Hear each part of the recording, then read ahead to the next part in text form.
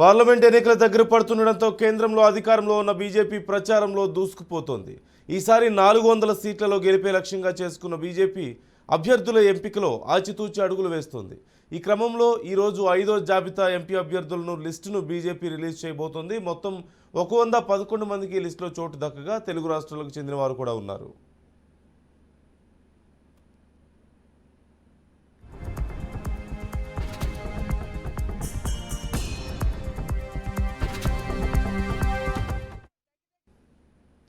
తెలంగాణలోని మిగిలిన 2 స్థానాలు అయిన ఖమ్మంకు తాండ్ర వినోద్ రావు, వరంగల్కు మాజీ ఎమ్మెల్యే ఆరూరి రమేష్ను ప్రకటించింది. అలాగే ఆంధ్రప్రదేశ్లోని అరకు స్థానానికి కొత్తపల్లి గీత, అనకాపల్లికి సీఎం రమేష్, రాజమండ్రి స్థానానికి దగ్గుబాటి పురంధరేశ్వరి, నరసాపురం స్థానానికి భూపతిరాజు శ్రీనివాస్ శర్మ, తిరుపతికి వరప్రసాద్ రావు, రాజంపేట పార్లమెంట్ స్థానానికి మాజీ సీఎం నల్లారి కిరణ్ కుమార్ రెడ్డి పేర్లను బీజేపీ అధిష్టానం ప్రకటించింది.